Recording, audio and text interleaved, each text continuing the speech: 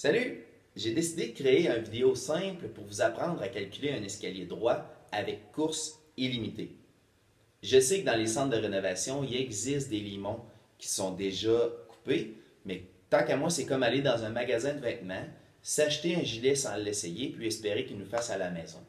On n'est pas sûr. Il faut savoir que chaque escalier a ses propres calculs. Pour vous aider à comprendre la conception d'un escalier, j'ai fait un dessin. Donc, premièrement, un escalier, c'est constitué de contre-marches.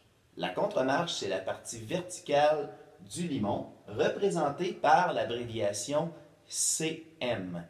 Il y a des gens qui vont aussi l'appeler hauteur de marche. C'est la même chose. Ensuite, on a le giron. Le giron, représenté par la lettre G, est la partie horizontale du limon qui va supporter la marche. Il faut faire la distinction dans un escalier de bois, la marche et le giron, ce n'est pas la même chose. La marche, c'est vraiment le morceau de bois qu'on dépose sur le giron pour monter dans notre escalier. Les escaliers, c'est une des choses les plus réglementées. Donc, ensemble, on va regarder les deux principales normes en ce qui a trait aux escaliers privés. La première, la valeur de notre contre-marche doit se situer entre 125 et 200 mm. 180 mm étant la hauteur idéale. Pour ce qui est du giron, il doit être compris entre 210 et 355, la longueur idéale étant de 235 mm. Pour calculer un escalier, on doit connaître son élévation. Donc, pour trouver l'élévation de notre escalier, on doit mesurer à partir du sol fini au bas de notre futur escalier jusqu'au-dessus du palier. Donc, l'élévation, c'est l'addition de nos contre-marches. La course, tant qu'à elle, c'est la longueur de notre escalier ou, si on veut, l'addition de nos girons. Pour vous aider à comprendre ce que c'est qu'une course illimitée, imaginez-vous sur votre balcon. Donc, vous devez bâtir l'escalier qui descend sur votre terrain. Donc, le terrain est grand, il n'y a aucun obstacle qui vous empêche de faire l'escalier la plus longue possible. Donc, à ce moment-là, on a une course illimitée. À l'inverse, si vous faites un escalier qui descend au sous-sol, si vous la faites trop longue, il se peut que vous arriviez dans un mur. À ce moment-là, on a une course qui est limitée. Donc, on va regarder ensemble la façon simple de calculer un escalier droit avec course illimitée. On est maintenant rendu à l'étape des calculs. Donc, on a déterminé qu'on avait une élévation de 740 mm. C'est vraiment important de prendre nos mesures au bas de l'escalier parce que si vous avez un terrain en pente et que vous venez prendre votre mesure vis-à-vis le patio, ça va fausser vos données. Donc, à l'étape de la prise de mesure, il faut être très précis. Donc, on sait qu'on a une élévation de 740 mm.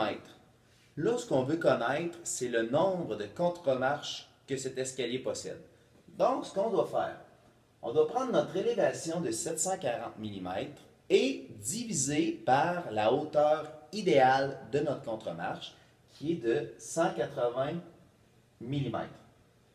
Ce qui nous donne 4,1 contre-marches. 1 contre-marche, ça n'existe pas puisqu'on a toujours des entiers de contre-marche. Donc, dans ce cas-ci, nous allons avoir 4 contre-marches. Si la réponse avait été 4,5, 4,6, on aurait arrondi à l'entier supérieur, dont 5. On a trouvé le nombre de contre-marches. Maintenant, ce qu'on veut savoir, c'est sa valeur. Donc, on doit refaire sensiblement le même calcul. 740 mm divisé par 4, ce qui nous donne 185 mm. Voyez-vous qu'on s'approche le plus possible du 180. Ça arrivera très rarement que vous allez être à 180 piles, mais l'important c'est de tourner près autour. Donc, dans ce cas-ci, nous avons 4 contre-marches de 185 mm. Pour trouver le nombre de girons, c'est relativement simple parce que dans un escalier droit, il y a toujours un giron de moins que le nombre de contre-marches.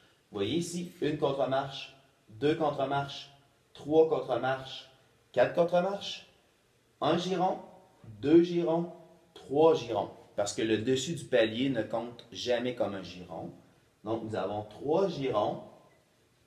Pour connaître sa valeur, je vous expliquais tantôt que la longueur idéale d'un giron est de 235. Donc, vous pouvez écrire 3 girons de 235 mm. Donc, à cette étape-ci, votre escalier est conforme au Code national du bâtiment puisque votre contre-marche se situe entre 125 et 200 et votre giron se situe entre 210 et 355. Sauf que ça ne veut pas dire que votre escalier est confortable à monter. Dans un prochain vidéo, je vais vous montrer avec la formule du pas comment trouver le giron minimum et le giron maximum en fonction d'une contre-marche X. J'espère que vous avez aimé mon vidéo. Si vous avez des questions ou commentaires, ne vous gênez pas.